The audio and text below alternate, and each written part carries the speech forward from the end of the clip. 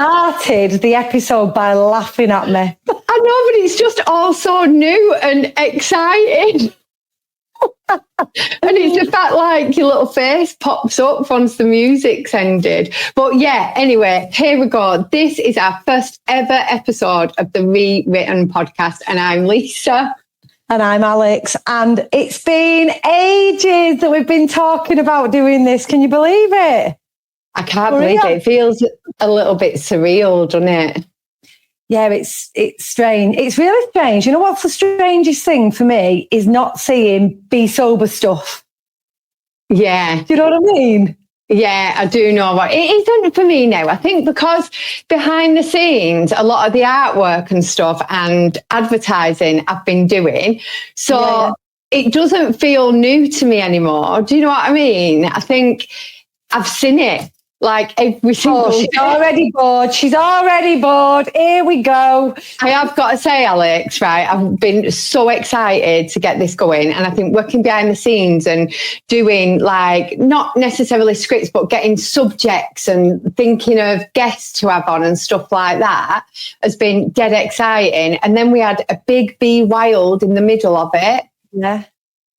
And this morning we was like, right, we've got time to record it. And I thought, I've got no words. I've got no conversation. I mean, we probably should say straight away what Be Wild is, because Be Wild, we've been part of a community. We founded it together called Be Sober, and it's been basically helping people who wanted to stay not drinking or try not drinking to come together and have friendships outside of things that we do in pubs. And every year we've been having like a camping or a get together or a wild retreat or something, and we named it Be Wild. So yeah, Lisa's right. We were kind of starting to plan this, starting to step away from Be Sober, and then bang, the biggest event of Be Sober's year came right in the middle of it. So we were a little bit like, wow, now we're here rewritten. Yeah. I know we are. We're rewriting it. And I think, you know what, even though I don't feel ready, it's very good for the first episode to not feel that ready, because this is what this is about, innit? It's about starting before you feel ready, launch before you are ready. We heard that. Didn't we? Launch before you're ready. It's so true. Yeah. And it's about, as well, you know, was talking about all the stuff. This is how it's come about. We sit on the phone and we basically say things that we don't want anyone else to hear. But why not? Why don't we want anyone else to hear them? Because it's not okay to say the things that we say.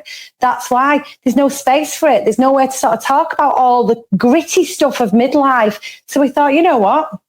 We'll make a space. Exactly. And we wanted a space where we could just be ourselves, no filters, no pretending, no polished advice, just real, genuine, best friend conversation.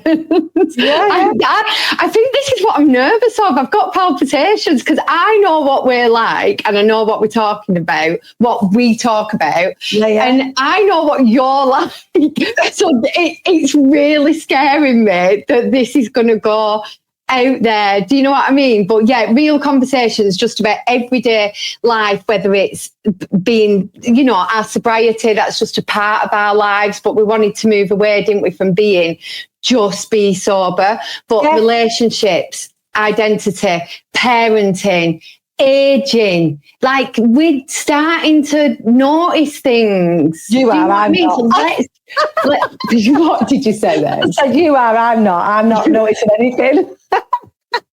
You know what? Normally it's you that does the royal we as well. Do you remember when you used to be like, look, we look old, and I'd be like, oh, we had about last week on the Be Sober podcast.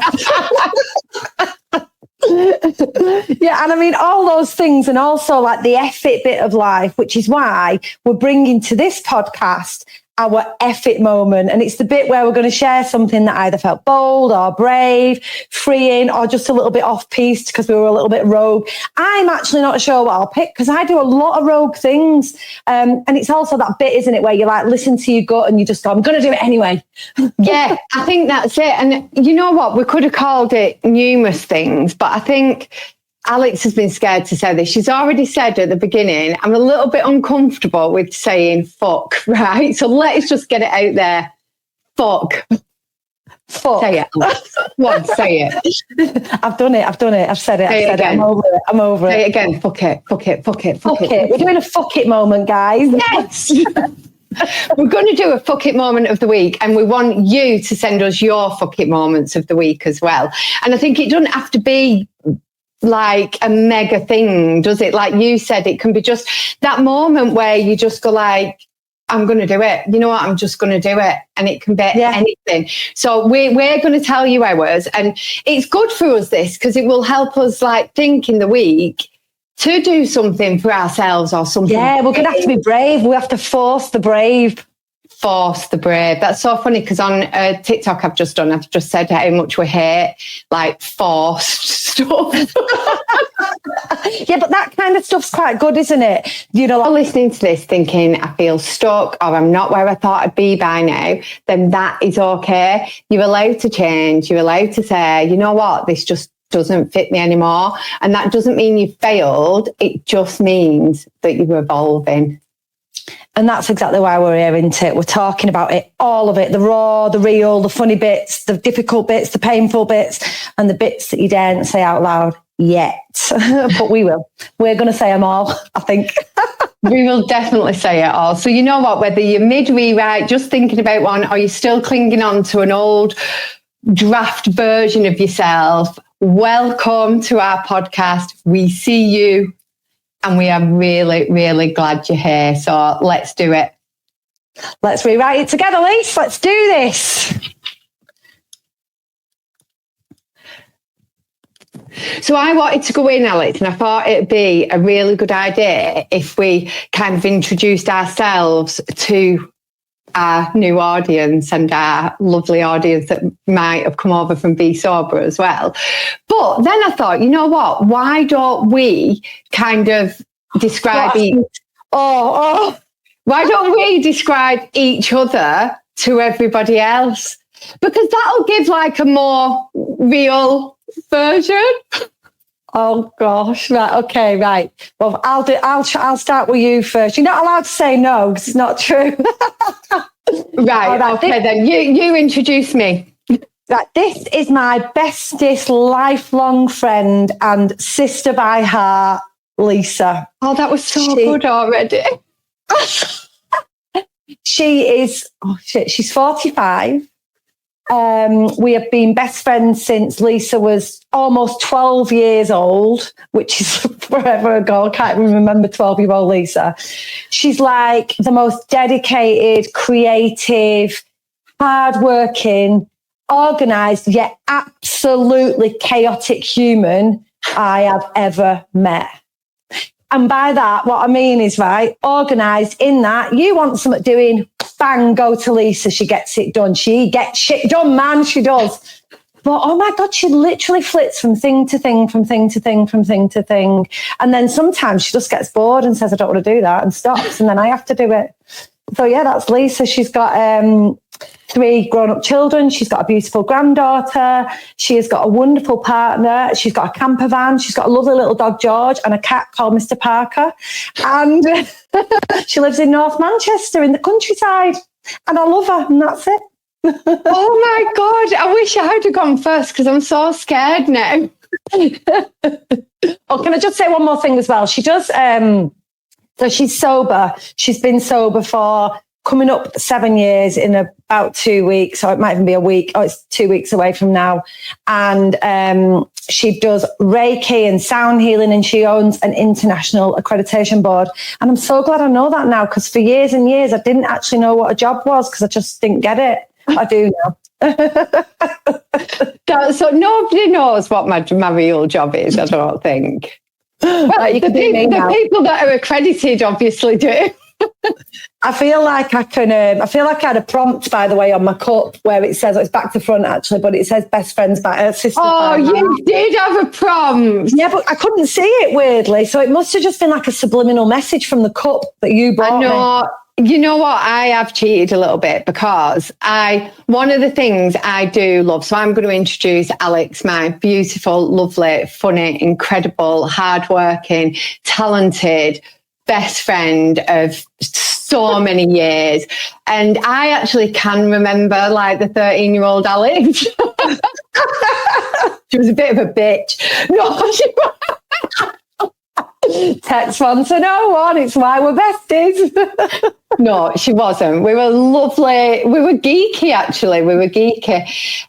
But nobody knew we were geeky. I think they might have known Alex were geeky. They didn't know I were geeky. No, you were like, I've ruined it all. I've ruined it all. You were a cool person, like on the outside, but inside you were a geek. But internally, I was like shitting myself all of the time. Yeah. Like I've always been such a scared person. But yeah, no, I wrote these down because I didn't want to forget. And one of the things that I absolutely do love about Alex is how well you articulate things. And it's really good. And very selfishly for me, I can go to Alex sometimes and be like, I want to say this, and I'll blurt it out in my chaotic way, and you will articulate it like so much better, and I love it. And I just think you're so intelligent and clever. I do, honestly. So the other things that I've got for you are outrageously funny. Like, you are so funny. You make me belly laugh, and it's not often. Seriously, I didn't know what a serious kind of person I was until I stopped drinking all them years ago. Yeah. And then I was like, oh my God, I'm never going to laugh again. And then you stopped, and then we recorded our first episode of the Be Sober podcast, and look how far we've come. We've not actually had to start again yet. I know, it's amazing. It's amazing. But you made me belly laugh, and you still do, and you always have done. And I love that. I think it's such a special thing to find. And I think anybody who finds this podcast will find that they will belly laugh, and eventually at some point because of you. And I feel like that's a gift that I'm giving my best friend away to help other people feel happy sometimes. I think you're brave and bold, and you never back down. Some people would call that stubbornness, but because you're my best friend, I will call it brave and bold and never backing down. Thank you. Alex absolutely loves a spotlight moment. Like, you do love to be in the spotlight, which is good. Again, selfishly, for me, it means that sometimes I can be in the back and kind of go, there you go. Do you know what I mean? It's nice. We'll talk about a moment where you did just that, shall we, in a bit? I can't remember it. Oh, yeah. Dear, you brought your arm. Go and tell people. Yeah, it went in our drinking days. It was really good, actually, that you did like the spotlight, because I was always quite reserved and shy, which shocks people. But I'm going to put that down to learning now that I do I've been late diagnosed with ADHD. So yeah. I have learned that is a part of who I am. Do you know what I mean? So it was easy for me to kind of push you forward in a drunken situation. And I would take the attention off me. What? Yeah. And I loved stepping there. It was good. Yeah, so we've been a good partnership, really. I've got an A, wildly articulate, which I said before, which is, and you really have, I do love that about you. A heart of gold. Oh, thank you. No, you do. You really, really do. And what else have I got? Like, occasionally alarming with the stuff that you say. I do shock myself, and then I cringe as well now. I never used to cringe when I was drunk. I just didn't care. But I do catch myself sometimes thinking, oh, was that a bit much? I love this about you again, and it's such a positive. And back in the drinking days, again, it helped me so much, because I would kind of wake up the day after and hate myself. I might not have ever done anything. Usually I probably didn't, but I know that I could always ring you and you'd be like, so what? Like, it doesn't matter. Nobody cares. Like, you never had anxiety or regret. Never. Like, how? And even now you'll be like, oh no, I was never bothered. I still cringe at stuff that I did, like when I was 14. Even stuff that I did back when I was like 5, I cringe at. Yeah, you need to get over them things. There's so many years ago. I know, and that's why I love you. You just like get over it. It's absolutely fine. Gloriously embarrassing sometimes in public, but I would not have you any other way. Well, I would sometimes. I think some of it is like, do you know those people? And I'm one of these, by the way. I'm that annoying person that talks a bit louder so other people will hear and hopefully join in on the conversation. I hate that. I hate that. The amount of conversations that me and you have had, right? But you are 100% not even talking to me. Once I've either heard the story 5,000 times, right? Yeah. And it's like you're telling me brand new again, but it's so this table of people, usually a table of men over there. That's how it used to be. I'm better now. Yeah. And we're not drunk anymore, so that doesn't happen. You know what? I have got to add, as much as I say you are so clever, I always think you're clever, but somehow you do miss like really obvious stuff. And I'm like, what the fuck? Like, my mum used to always say, she used to say, you're really, really clever, but you've literally got no common sense. What's wrong with you? And I don't think it is common sense. I think it is just that everything's so deep to me. I miss the things that are right in front of me. That just are right there sometimes. And I'm like, what do you mean? What can you not see about that? It really confuses me sometimes, like really confuses me. And also, I think Alex will talk you into anything and absolutely make you laugh or laugh at you or with you, usually at you, if it goes wrong. Like she'll probably talk you into something that she knows is going to go wrong, and then be like, yeah, I'll do. Yeah, I do that. I'll take all that. I think you've done well, and I love you. So that is my introduction to my beautiful best friend. She's also a mum of 3. Yeah, one I had late. Yeah. Yeah. See, you know more. Like, obviously, I know this, but now I'm struggling. She's got a dog, a big one, big dog. Yeah, that's the church organ. Jokes. That's my husband. I have got a big German Shepherd dog as well called Rolo. He's quite scary. He's not actually. Now he's got to know me. But that time when I came round and I wanted a wee, and then he was like at the back door, like, get out. And then the dog was barking as well. We're back onto Sam, I think. Oh dear.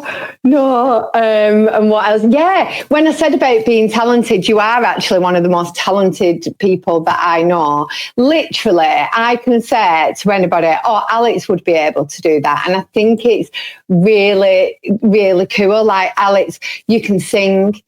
You can play the organ. You can play, like, growing up, you was great at art. If anybody has seen our recent, things have changed. Can I tell you about those portraits? You want to look at that portrait, it was really good. Which one? The one that we did at Be Wild of William Porter. And if anybody's not seen it, they need to go onto TikTok, Rewritten, and find this. You think our portraits were good? I thought not. I think yours was actually really good. Like, the more I turned it, it was far too long, and he had no eyes. Yeah, it was. This is about these portraits. Let me tell you about this, because this is quite funny. So, I, as Lisa said earlier on that, I've been really nervous about saying the F word, right? And I'm going to tell you why. Because I feel like now I'm being watched by my mum or my dad, right? And I'm not. My dad's no longer alive. My mum couldn't give 2 flying shits what I say or do, right? We're going into trauma already. No, in a positive way. I mean. So basically, right, my biggest fear now is I work in a church, right? Now, I am a very unlikely Christian.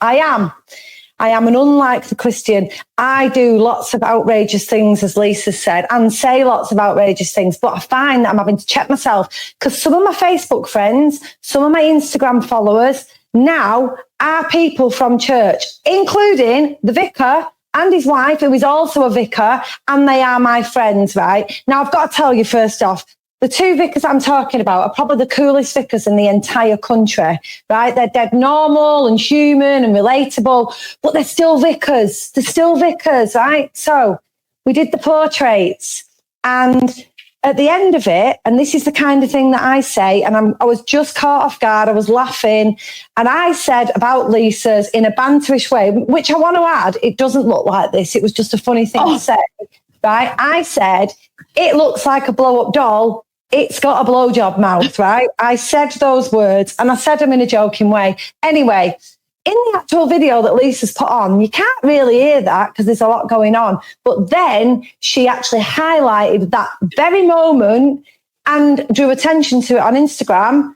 And the vicar saw it, right? And I got a message in response to that saying, pure filth. That is quite cool, though. So I responded back with, oh, sorry, I always do hope the local vicar doesn't see my stuff. And he just did a ha, ha, ha, ha, ha. But even so... that could be taken in lots of different ways as well. But, I'm so sorry, I think I slipped then. Doesn't matter. But, so that's why I've been a little bit nervous. I didn't even think of that because I added it on the Instagram. Wait till the end, he's got a blank so people would watch it to the Yeah. So now the vicar knows I've said that. I'm very cross. Well, maybe it might be a good idea to ask your vicar not to listen to this podcast because we have promised real, raw, unfiltered. Honestly, and we want the real, raw, unfiltered Alex. Honestly, he'll still listen and I'm still just going to have to get over this, right? I'm just going to have to get over it because I'd listen to his podcast as well because he is a friend of mine. He's just going to have to... But he's hardly going to be talking about blowjobs on his, is he? Well, I hope not. I'd listen to that. No, I don't think he will be. But then again, if I was on the church podcast, which I have been on, neither would I. So it's about horses for courses and choosing your audience, isn't it? So yeah, I'm going to say blowjob. I'm going to say fuck it. Apologies in advance. You can zone out now if you don't want to hear Alex saying that and you want to picture me with my halo, playing the organ, which is every Sunday and beyond. I'm good with that. I have many faces and they're all me. They're all me. I think that's a big thing, you know, and this is why I'm excited to get this podcast going because you're very much, we've both done this and we've kind of got our life in different places around social media and with people, and we've got a space for this and a space for that and a space. And I feel like for me, I've just got so exhausted with being like, Lisa from Be Sober here, Lisa from Reiki Sound Sanctuary here, Lisa, the director of an accreditation board here, Lisa, no GCSEs over here.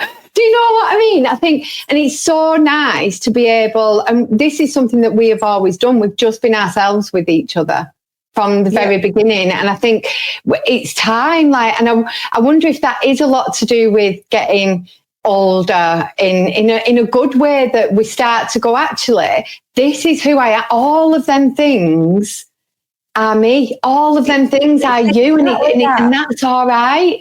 And it's exactly that. And just because you are one thing doesn't take away from the other. It just means that in a different place, you are a different person, because we are.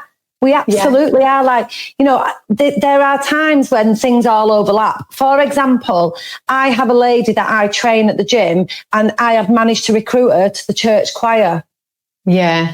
Do you know what I mean? That's okay. I have other people who would literally not want to discuss my church life, and I wouldn't want to discuss it with them. It's about choosing where those bits fit into it. But it's also about being unashamedly you. Yeah, definitely. I think when I started as well doing my monthly sound bath that I do in my local village, so I go there and I do a sound bath. We use the crystal balls, gong music. I've got Olivia and Zoe that offer angelic healing at this sound bath. And it took me a while to kind of think, you know, people are expecting me to show up with kind of like drooped in crystals and feathers and woo-woo and be all kind of this spiritual guru. And I thought, you know what, like, why? Like, it's a sound journey. Do you know what I mean? It's like, and It's an immersive sound experience, guys. You might hear that in future episode.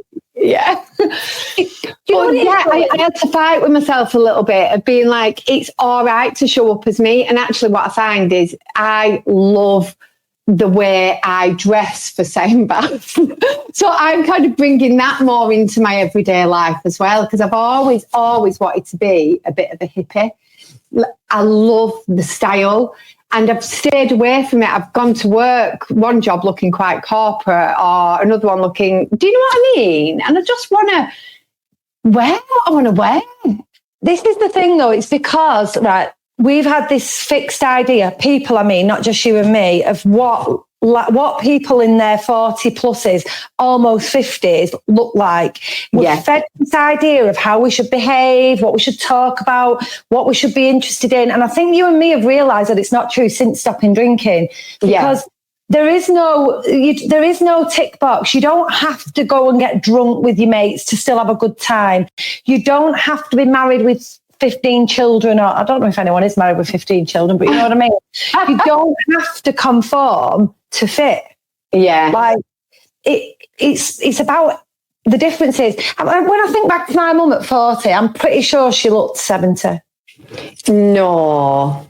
I don't mean facially. I don't mean like she wasn't old. They just looked like older people. Yeah, I think that. Like teachers look so old, and like even now, and you'll get this because you used to be a teacher, like people that you used to teach, I bet are gobsmacked at like how young you look, because you'd have teachers in the but you'd have teachers in their early 20s, but to you as a teenager, you would think like they were so, and it's perception, isn't it? It's our perception of people, I suppose, but you think they look really old. I thought people in the 40s were old, like, and I definitely thought they knitted. I'd like hankies in the pockets. I thought they had shampoo and sets. Yeah. You know, we're like rollers and everybody had to go grey. I mean, I am going grey. And that's getting on my nerves, actually. We'll talk about grey. Do you know what? We'll talk about that, because I want to talk about like the episodes that we're going to have coming up and the kind of things that we're going to talk about. But this morning, I actually added to our subject ideas hair. And I thought, how could you have an episode on hair? And then when I was thinking about it, I'm like, oh my God, you could have a full episode just on hair. Body hair as well. And that's what I mean. Body hair. Hair, right. Just hair, hairdressers, like you could just have so many episodes, like not so many episodes, but you can have a full episode just on hair. Yeah, you could definitely have it on my eyebrows. My eyebrows are so desperate to be done, and you know when they always. I can't do mine, Lisa. So I can't do mine. I can't do mine because there's not enough of them, because I plucked the life out of them in my 20s. Well, my mum always says that. She shaved hers off when she was younger, so she's had them like tattooed on now, which sounds worse than it is because they look really good now. But I've got really thick eyebrows, but they grow. So, like, in terms of your, seriously now, going back to being like in your 40s, do you like being in your 40s or not? Yeah, like, yeah and no. I love it, right? I actually love my 40s. I loved my 30s and I love my 40s. What I wish is that I'd have been as liberated in my 30s when I still felt young. Do you know what I mean? Because I feel young. But I feel young for a 47-year-old. But then again, I don't know how the 47-year-olds feel. But because I had this idea that they all feel old, I think I feel young. Yeah, they're all going about on Zimmer frames. Do you know what, though, right? In my day job, I am a personal trainer, for anyone who doesn't know. And genuinely, you would not believe the number of people who come to me and who say things like, oh, I walked up a hill without getting out of breath today. Younger than me. Oh, yeah, definitely. That's definitely not an age thing, is it? Like, exercise itself, we'll be talking about this going forward as well, won't we? But I feel like, Alex, it's a massive thing. I'm fitter now and stronger in my 40s than I have ever been. Yeah, me too. I can't believe that. I never imagined that when I was younger, that I'd be able to beat myself in a race, or that I'd be able to be, do you know what I mean? Like beat myself in a weightlifting. So if I pitched myself now against my 20-year-old self, I would wipe the floor with her.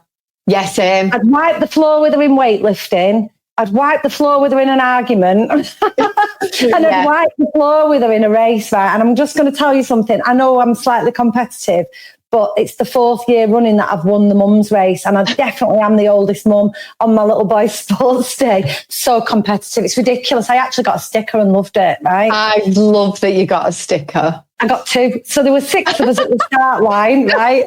6 of us at the start line. See what I mean? Spotlight moments. There were 6 races, right? 5 women's races and 1 men's race. So I set off and honestly, I glanced left and 2 of the mums were ahead of me. I thought, no, you don't. So I literally put my steam train on and pounded to the end, won that, got my sticker, felt dead chuffed with myself.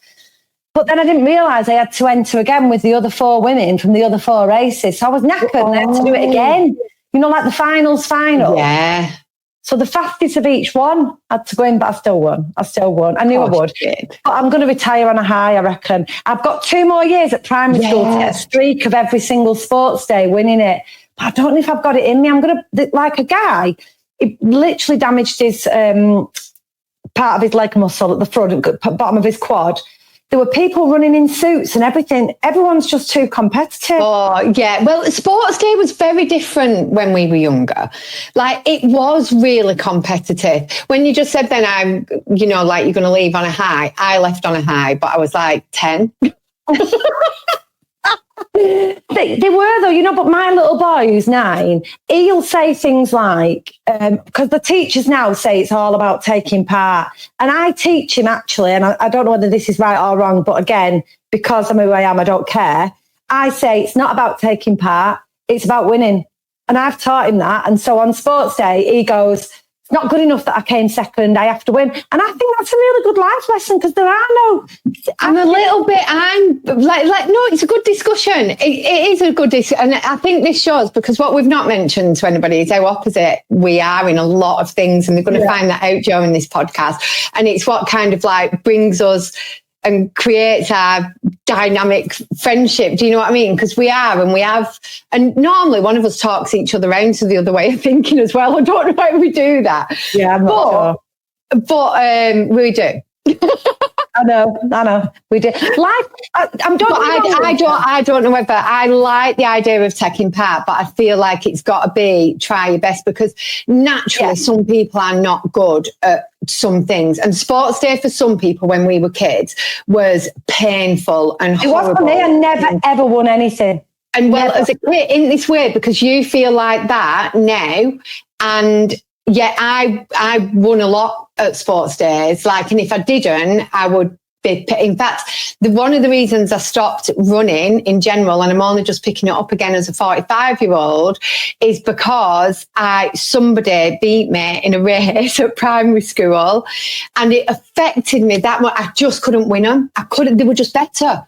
And it's taken me all these years to be okay with that. Like, obviously, I've not been thinking about every minute of every day, but I've come to learn that. I think Tracy from 1995. Yeah, like, I wouldn't have known what year it was, so that's good. But yeah, it affected me. But I feel like I do think taking part is important. But also, I'm such a believer in things are just not for you. So if you're going to do it, then do it and try your hardest and do your very best. But actually, if it's going to cause a child, like we've got a sports day and you've got to run and you've got to win, and actually there's no fucking chance you're going to win, like, then you shouldn't be doing it. I just think... I'm with you. I'm kind of mixed feeling about this. So I just want to clarify what I mean. Absolutely. Taking part for the enjoyment and doing something that is fun, that you want to do. It doesn't matter if you're good at it or you're not. I'm getting better all the time at playing the organ. I wasn't a few months ago. I was a bit rusty again and I've had to have some lessons. Doesn't matter that I'm not the best at everything, right? So I'm with you on that. Take part, have fun.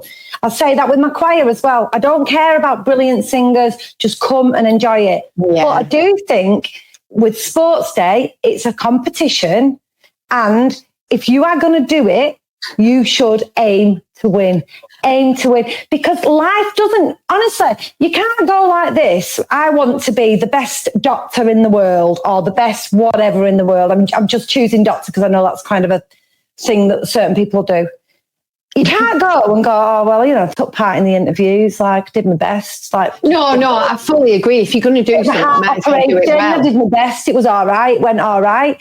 Life isn't like that. Like, you're going to be disappointed. We've all failed tests. We've all, not all, lots of people have retaken their driving test. Marriages fail. Relationships fail. You have to gain some resilience. Absolutely. I get that. But there are situations in life where you will lose, and you have to be good at losing and you have to be good at winning.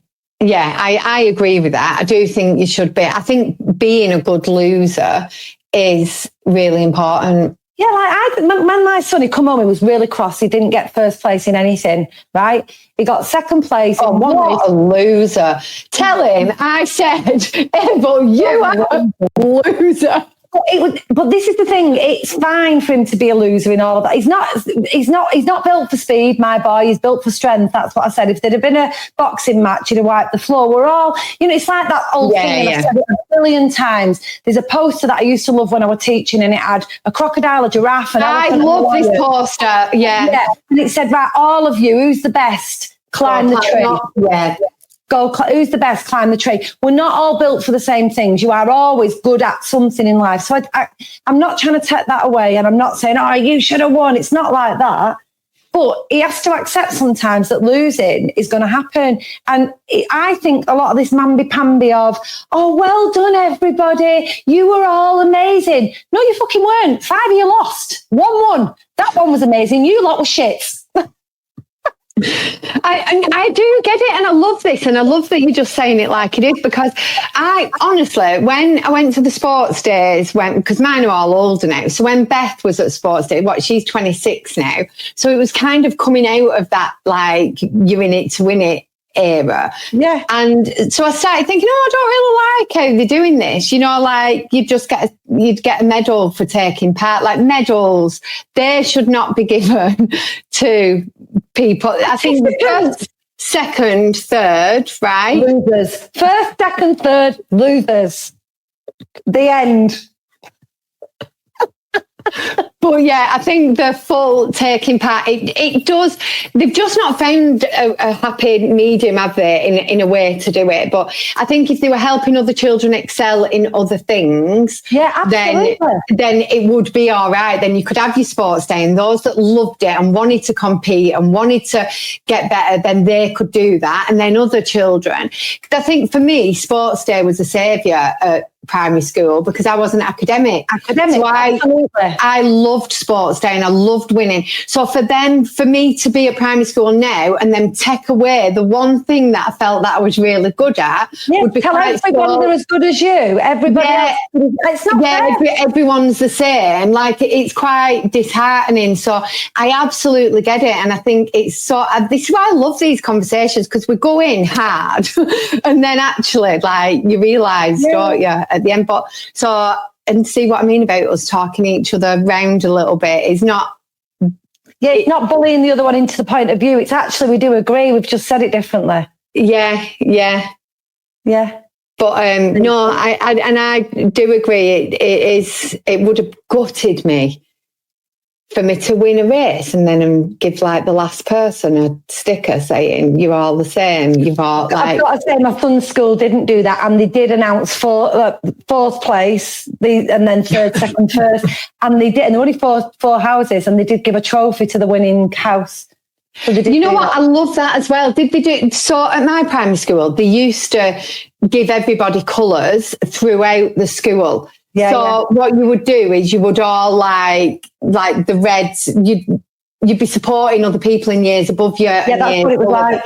That's so good, because they never did that at my kids' schools, and I thought it's such a good way of everyone, like, supporting each other in it. Yeah, no, they definitely did it in ours. Yeah, it was good. It was really good, really good. I did enjoy it. Right, we're not going to keep everyone for ages, are we? But I want to kind of give people an insight into what's coming up and the type of conversation that we're having. So some subject ideas, and please feel free to email us. I was just looking for the banner, so we're new at this, guys. I've not got the email on a banner there for people to get in touch with us. Oh, I thought you'd done it. No, I think I did. Yeah, you have. I'm going to do it. You've done it with an epic moment, though. But there you go. Right, okay. So, yeah, email us at rewrittenpoduk@gmail.com with your epic moments, but also any subject ideas or questions as well. So some of the subject ideas that we've got coming up, you can tell me, Alex, if you're excited or not for them, but I can't see you because I've gone onto a different screen. Right, I'll just shout out. One of them, let's have a look. Who even am I now? Identity shifts after 40. I reckon we might have been starting to talk about that today. So, yeah, looking forward to that one. The friendships that didn't make it. Oh, gosh, we need about 10 episodes. I know. Another subject. The loser pile. Yeah, loser. We'll call that episode that. Another one, starting again and again and again. I'm looking forward to that. I am. This one I'm looking forward to as well. Hold on, where is it? The Ozempic culture and midlife bodies. I'm really looking forward to that. Yeah, I am. Let's have a look. You know you're 40 plus when? When you piss your pants exercising. We've got an episode coming up on sexy or just comfortable, the great underwear debate. We can't start it yet. I won't. Why is everyone obsessed with cold water? How to take up space without apologising? ADHD, autism, late diagnosis, neurodivergent. Another one, your 40s is your superpower. Are we still allowed to dream big? Menopause, are we still cool? We'll have a Q&A episode, spirituality, feminism, tough subjects, death and stuff like that. We'll have a little chat about that. Just a little one. Just a little one. Breakups, nipples and hair. Nipples. And a whole episode on nipples. I can't wait. Well, that might not have to be an episode. I think we've got a board, right, where we can put all our subject ideas in. So when I was walking this morning, and I've not got a bra on today, I actually thought, nipples okay? And then I thought, I'll pop that in the podcast notes because it can be a conversation. It's a funny conversation that we can have, actually, because I was talking about my nipples yesterday in the gym, to be honest with you, as well. So, yeah, we'll talk nipples. So come on, let's just get back to this. I mean, this whole thing is about rewriting our midlife. So I'm going to ask you something now, right? Oh, what's something you used to think was part of getting old that now you're just like, no, I'm not having it. Not having it. Oh, you got any ideas? Gosh. Well, definitely having tissues in my pocket. Although I have actually just been diagnosed with chronic rhinitis. So maybe this is why I've got this issue with having tissues in your pocket. It's probably because I need one and I'm fighting against it.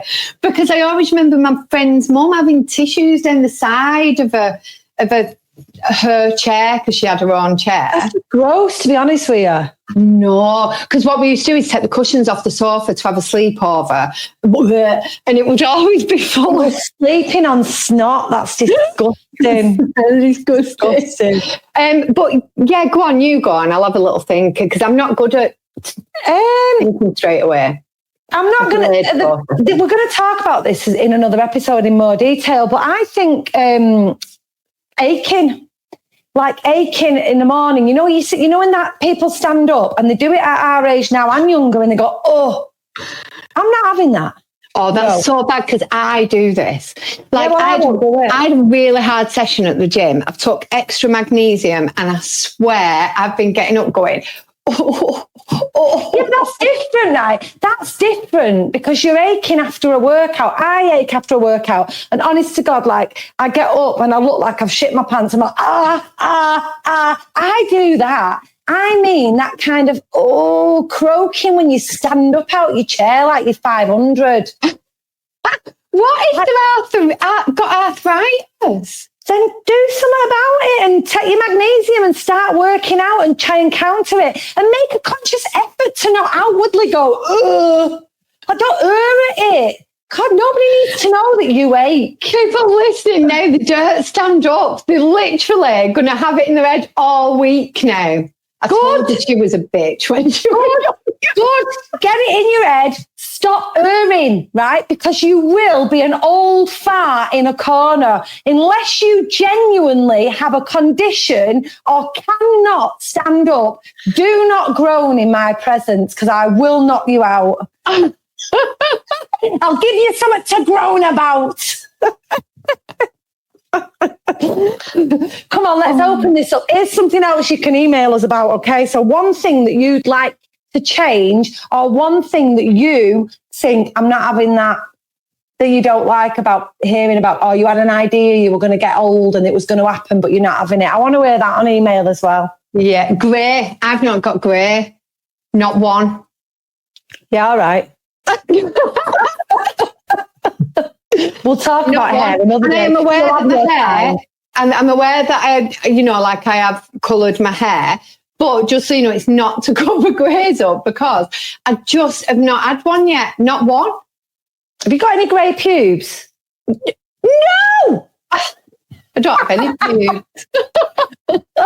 Sometimes I do, actually. In fact, at the moment, they're probably going down my leg. Oh, God, that's too much information. Right, we'll save that for the hair episode. We will. So come on, have you got an epic moment, a pocket moment of the week? Oh, my gosh, pocket moment of the week. Right. I'm not going to go, oh, my gosh, there's too much. You know what you're going to say. You use yours. Oh, mine's changed a little bit. Can I just say this?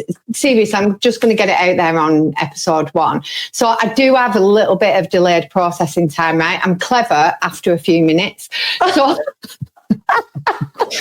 so what I found is not, and I've spent far too long trying to hide this. So going forward, you're on episode 1 now. I need you to know sometimes I have a delayed reaction to things. So people will ask me something and then it must go through like all these different filters in my brain and then I find the answer. So on the spot stuff, I'm really bad at. So yeah, you talk. She's processing now while she's telling us this. You just don't know it. But we just want to make this clear because we have asked you to email in with your fuck it moments, but it could be something brave, it could be something crazy, it can be something like really normal, like, oh, I turned my phone off for an hour because I didn't want to be disturbed. It doesn't have to be some like major life event. And actually this week mine isn't a major life event, but it's big for me. So 5 years ago, I came out of work and I actually, with Lisa, and I can't talk about it, but I went to a court case, right? And I had a load of documents in my garage about that court case. And every time I walk into my garage, my heart sinks. Every single time, my heart just sinks and it reminds me of like a bad memory. I've been thinking about for absolutely ages getting rid of it. I've burnt some of it. I've shredded some of it, but it's still there, folders and folders of it. So I've bagged it all up in a confidential waste bag. I did it straight after Be Wild, after talking to some of our Be Sober members who gave me the confidence to do it. And I've got someone collecting the full bag to shred it confidentially on Monday. And I'm well proud of myself. That is really good. That is a really good fuck it moment. Yeah, I'm well pleased about it. Where did you get your highly confidential bag from and who picks stuff like this up? There's real companies that do confidential waste shredding. I literally looked it up and they charge you to drop the bags off, you fill it and then they take them away and they shred it all confidentially. Oh, really? And how much do you pay for that? Just like 35 quid plus that. Oh. And you can, yeah. But could you, if you had a shredder, you could just shred it yourself? And yeah, but I have been burning it. But the reason it's so poignant and significant for me is every time I take some pages out to burn it, I've got to see them. It's just such a lot. Yeah, I get that. I do get that.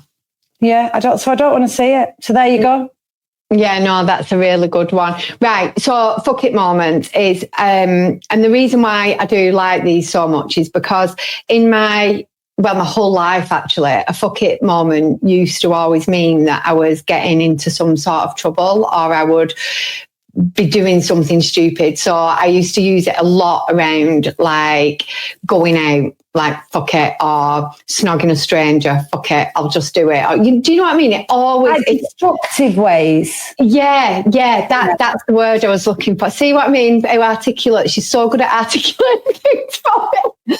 But yeah, it was always some kind of self-destruction that fuck it would mean. And one of the things that I've definitely learned since stopping drinking is that it doesn't have to be that way, and you can use it and you can turn it around and rewrite it, if you like, into being something positive and inspiring and something that's going to do you good rather than bad. And like you said, Alex, it's dead important. They're not always going to be big ones. It could be anything like, fuck it, I'm going to wear the red lipstick, or do you know what I mean? It can be anything like that. And we do want to wear them.